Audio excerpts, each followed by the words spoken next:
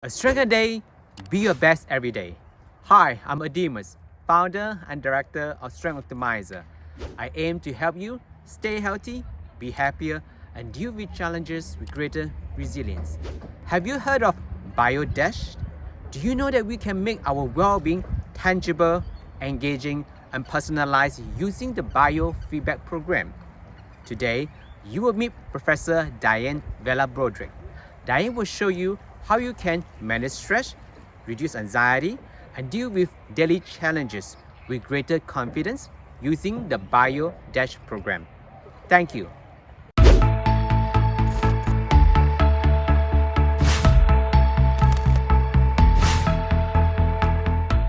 Hi everyone, my name is Adimus, founder and director of Strength Optimizer. Thank you for watching Strength Optimizer's The Science Up Your Wellbeing series. Today we have Professor Dianne Vella-Brodrick joining us. And Professor Dianne holds a Gerry Higgins Chair in Positive Psychology and is a deputy director and head of research at the Center for Positive Psychology at the Melbourne Graduate School of Education, the University of Melbourne. She's the inaugural director of the Master of Applied Positive Psychology program and registered psychologist. She also founded the Positive Psychology Network in Australia and has served as treasurer and secretary at the International Positive Psychology Association, or the IPA, and is currently on the IPA Council of Advisors. It's so wonderful they can join us today, Dianne. How are you doing? I'm well, thank you, Adaeus. I'm really pleased to be here. And sharing a conversation with you about a range of positive psychology strategies and sharing it with the Malaysian group. So nice to be here. Excellent. And I know that you have been involved in many innovative and exciting projects in the past. And today, thank you for taking the time to share with us another exciting and innovative well-being program that you have developed, which is called BioDash. But before we go into the details of BioDash, I noticed that, Dianne, you wear multiple hats in the well-being science and positive psychology fields. How would you describe yourself as an educator, a researcher, a consultant, and a practitioner? Oh, that's a really good question, Ademus. I don't know. I think as an academic, you do tend to sort of try different things as well, and it helps to give you breadth in what you do. So certainly I think early in my career, I would probably say I was mainly an educator and teacher. So I spent a lot of time developing programs such as the Masters of Applied Positive Psychology program at the University of Melbourne, and a range of other sort of health psychology programs. But I think I've specialised a bit more into the research domain in more recent years, but I would call myself a very applied researcher. So through the research that I do, I really like to connect with the people that I'm working with and targeting as part of my research. So I do a lot of work, especially with young people, adolescents, and so I like to involve them in the research and do a lot of sort of focus groups and co-design work. So that's why I sort of call myself an applied researcher more than anything. Excellent. Sounds like yes, a lot of, I guess, grassroots collaboration and partnership with the cohorts that you are working with as well. Yeah, that's really important to me because you want the work that you're doing to be valuable so that the community can use it in practical ways. And I think that's where research is really important. You want the research to have meaning and to fill an important need in the community. And I think that's where you have to connect with community, understand what the needs are, and work with the groups to really make something very feasible and practical for them. Yeah, excellent. So Dianne, let's talk about BioDash. I mean, apart from the word COVID-19, well-being seems to be another buzzword in our daily language. But at the same time, the concept of well-being can be abstract and intangible. So I know that you developed an innovative well-being program that makes well-being more tangible through understanding, observing, and controlling physiology. And this program is called BioDash. So what is BioDash? I mean, is BioDash a set of life skills, a well-being program, or an apps or technologies? Yeah, I would call it a wellbeing and optimal performance program, but the program involves a set of important life skills and strategies that you can apply. So I think I guess the whole idea in developing the BioDash came about because more and more we're realizing what a fast-paced society we have. There's a lot of expectations and pressures. And when I was doing a lot of the research work with young people, they often used to share with me about how anxious they were about performing academically, performing like socially, even performing sort of with sports and artistic types of pursuits. And they felt a lot of pressure, and I thought it was really important that we were able to teach them some strategies to be able to deal with that anxiety and stress that they're feeling on a day-to-day basis.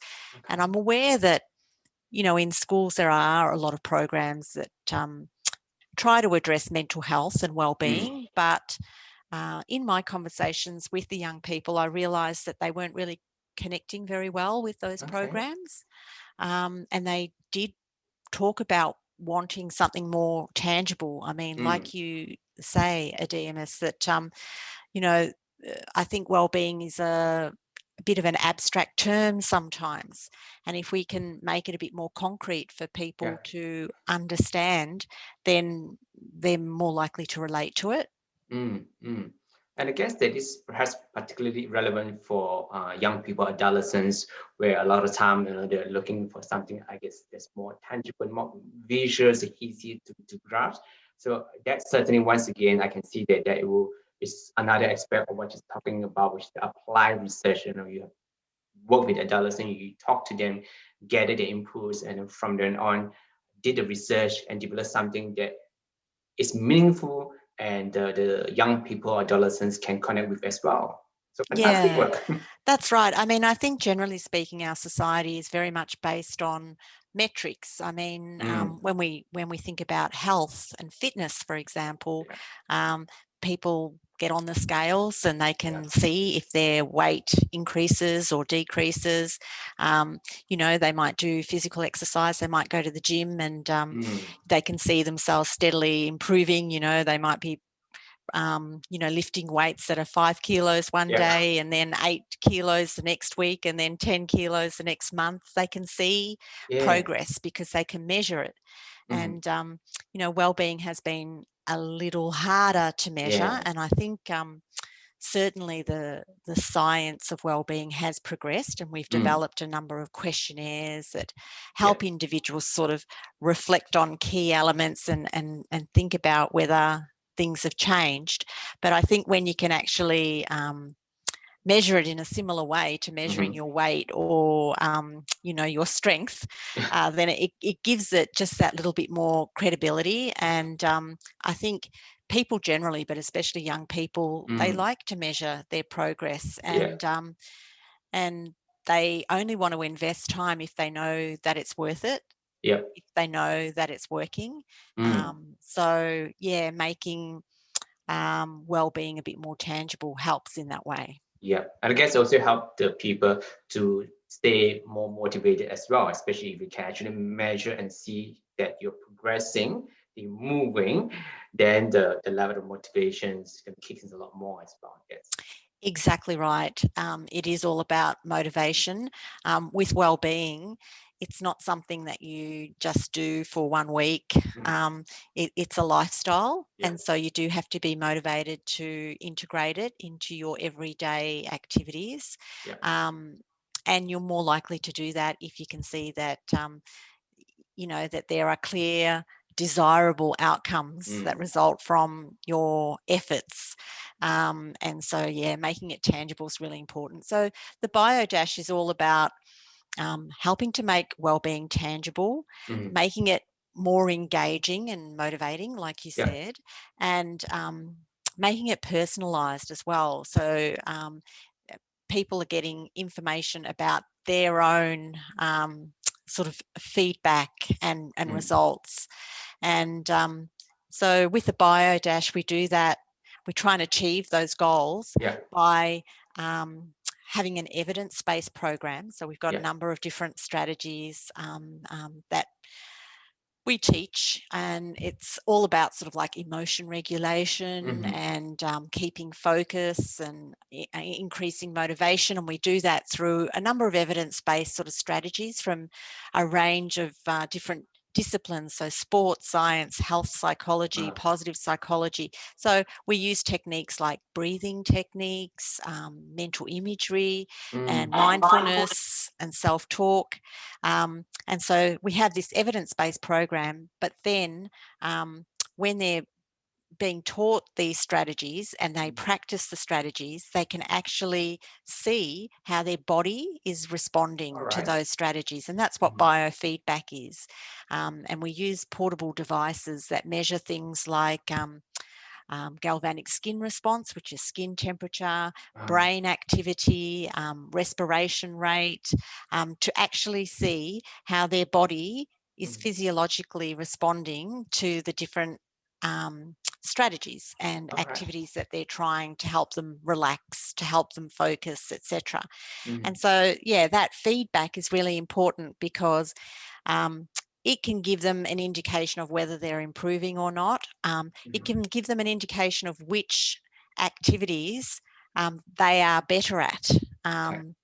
And again, that's very personalized. Some people might like mindfulness and find that mindfulness is really effective for them, and other people might prefer breathing, and they can see that works better for them than some of the other strategies. So it's personalized. It gives them really personalized information. And we also add gamification features to keep them engaged and motivated. And that's where they can get scores. The more relaxed they are when they try the different strategies, the more powers they get. So, they might be a dragon and they can fly faster. And then they might be in a race against another dragon. And the more they can relax, the faster they fly, for example. And then we also have another one, which is a winter landscape. It's like a winter forest landscape, and it's all icy and cold. And if they try one of the relaxation strategies and they are effective at relaxing, what happens is the winter landscape starts to transform into a lush green sort of summer landscape. And the snow starts to melt and the green grass starts to grow, and you can see the transformation. And so there are elements of gamification that keep people motivated to practice the strategies. And then if they practice the strategies, then it becomes more of a habit that they can apply in their real world situations. Yeah. Excellent. Dianne, earlier on you used the words biofeedback, like in the sense that it seems that it's one of the core mechanism or principles when it comes to BioDash. So can you just elaborate a little bit more? What is biofeedback? Just again for listeners who may not be familiar with the term biofeedback. So biofeedback is like a window into your body. It can be a window into your heart rate, it could be a window into your brain activity, it can be a window into your galvanic skin response, which is skin temperature, which is indicative of stress levels.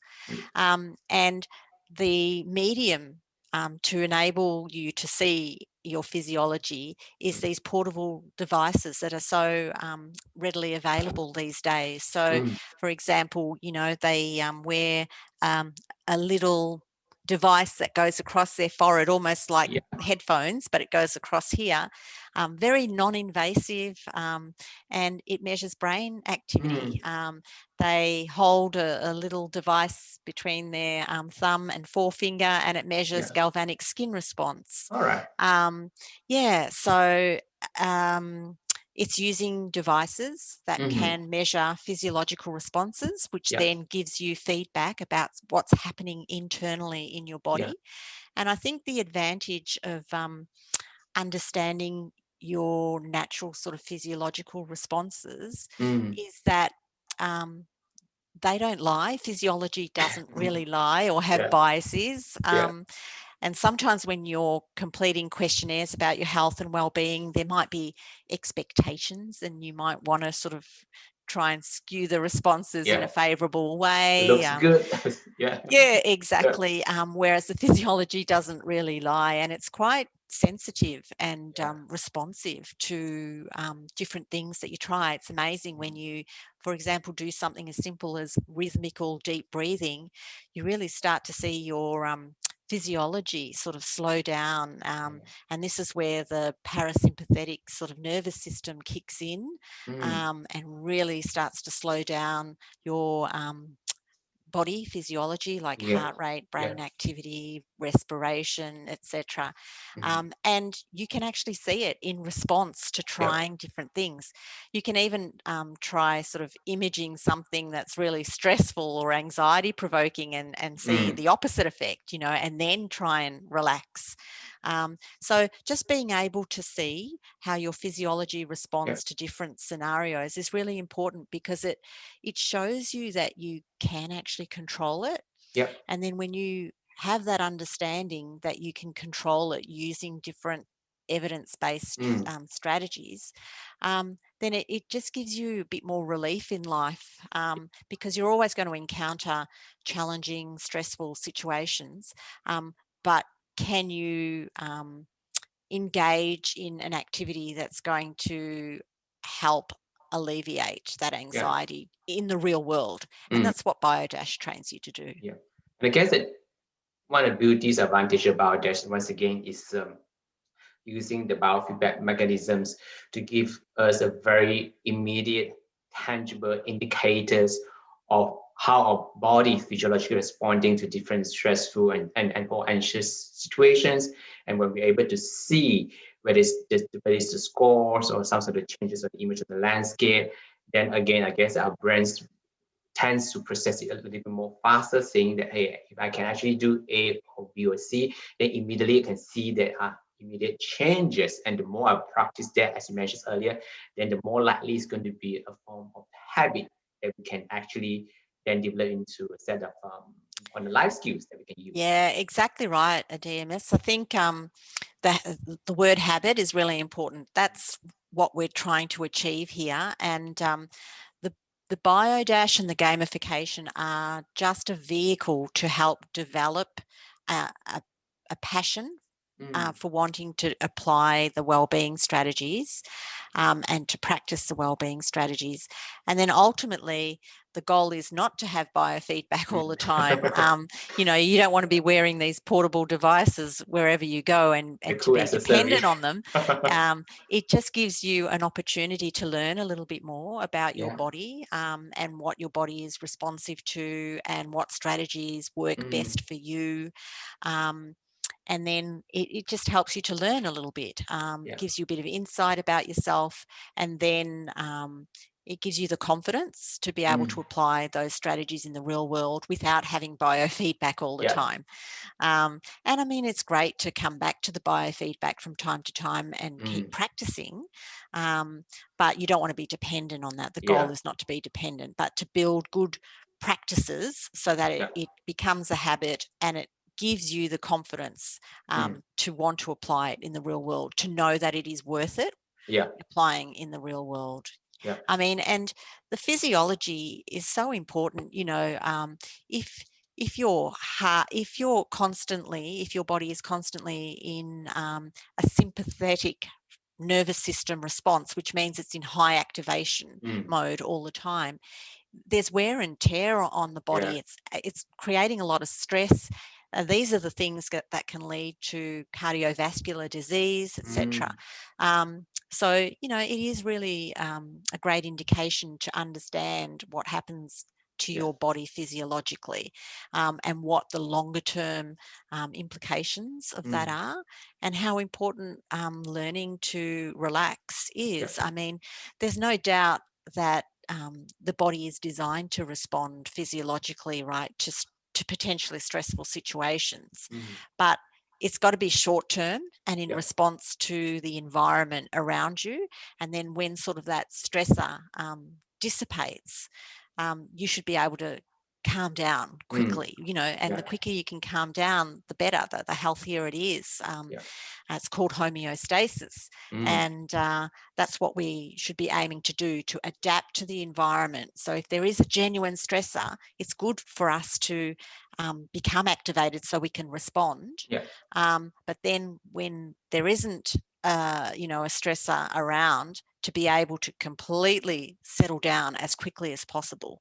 And that is a really adaptive system. And that's where something called heart rate variability taps into your ability to adjust to the environment accordingly. And so heart rate variability is a really good indicator of well-being and resilience. Yeah, excellent.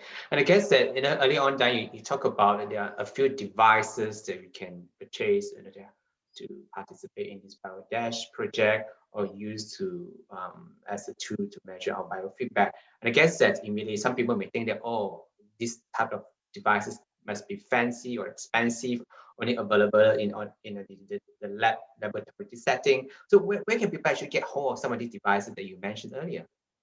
Yeah, so we use a range of different biofeedback devices. So we're not aligned with any, you know, one company. We really do.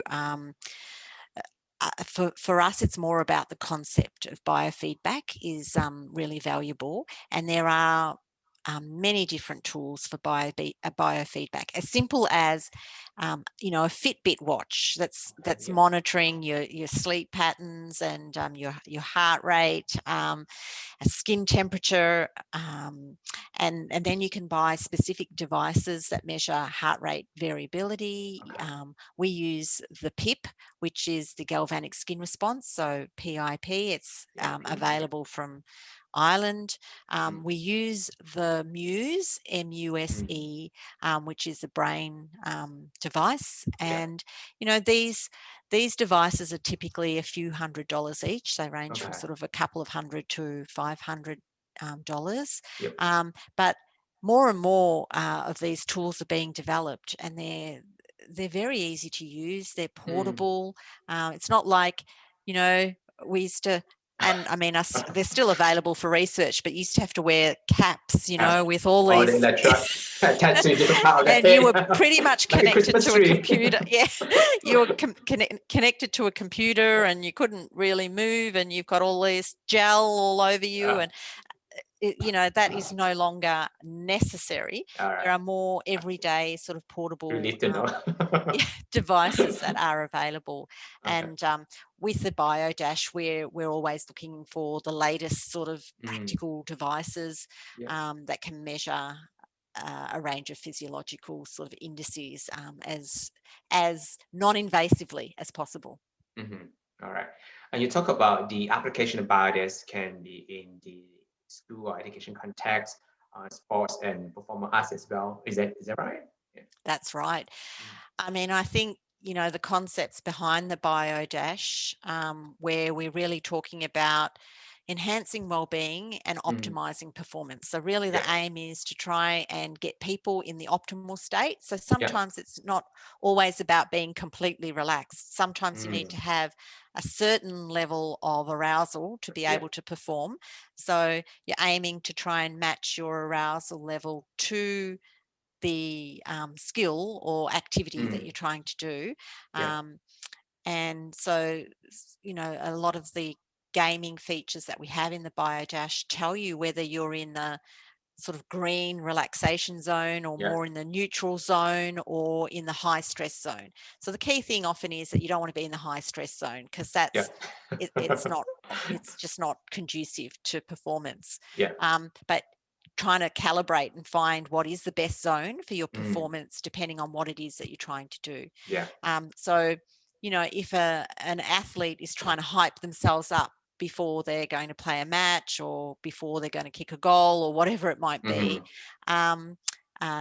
it's helping them find what their optimal state is and how to control their physiology. to create that optimal sort of state. So it can be used in sporting contexts.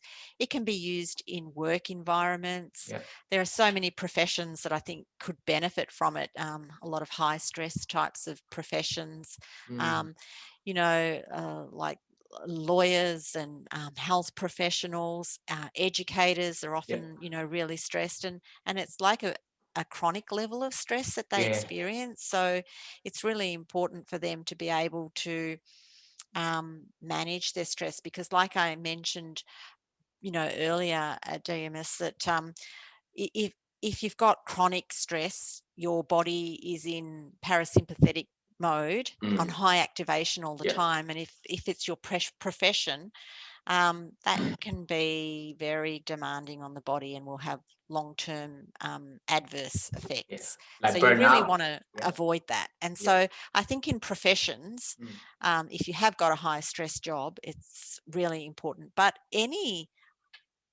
where you're performing, it can be really helpful. It enhances focus, it enhances optimal states, like I said, and just brings out the best in you.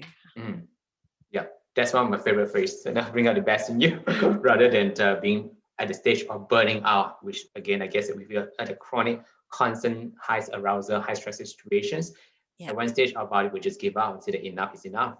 I know, that's right. So, I mean, in any context whatsoever, it could be work, it could be as a student, it could be even as parents, you can experience a lot of stress as parents.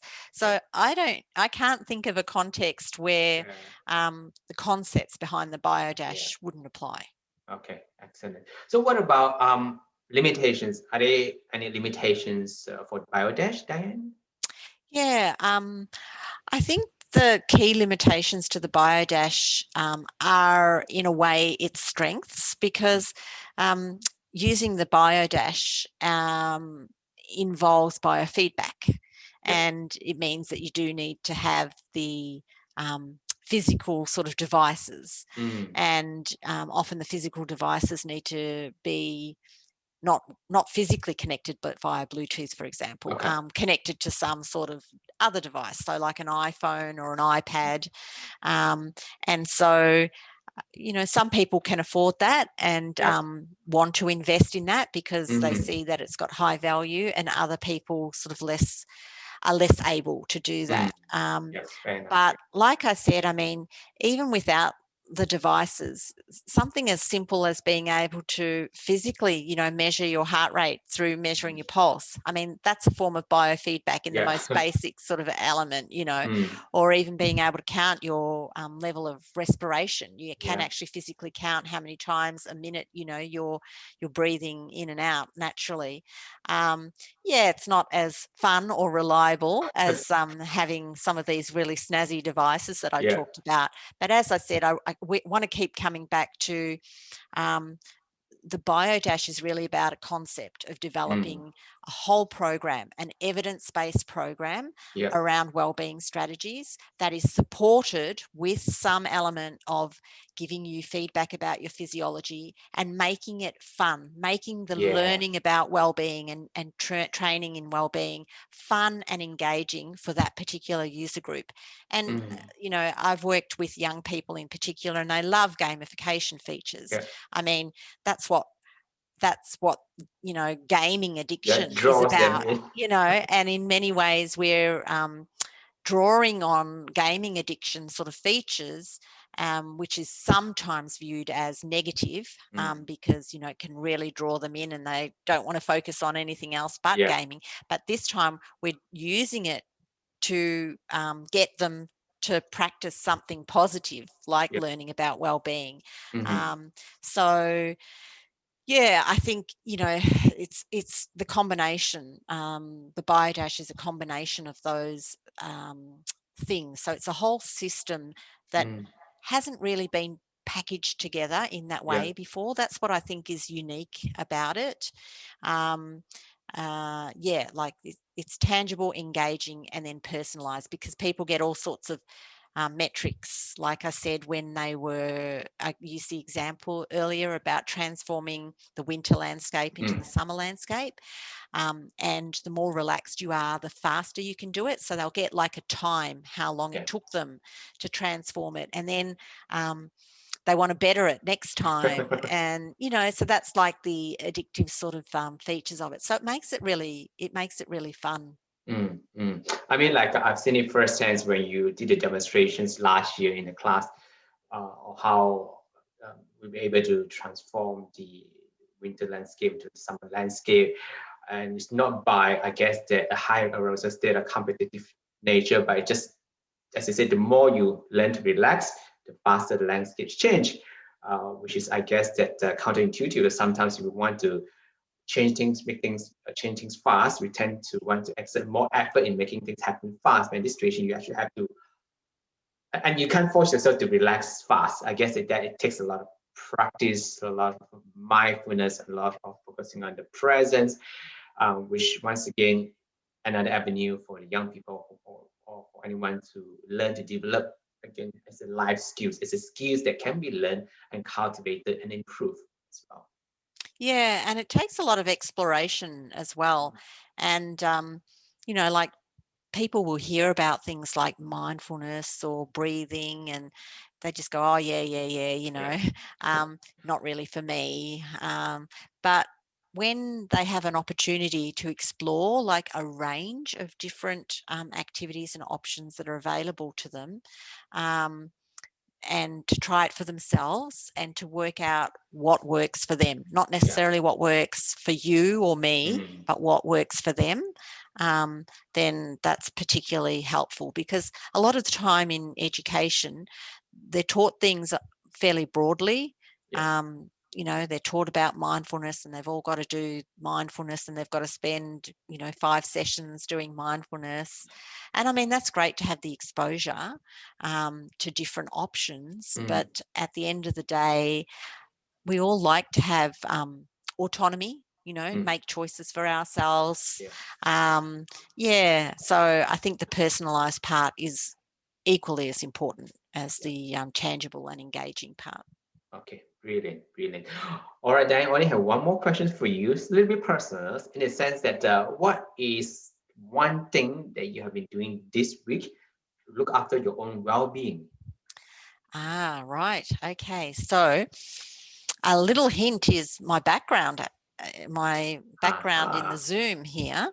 So I very much love nature. And I mean, generally speaking, I love exercising in nature. So I love walking and jogging in nature.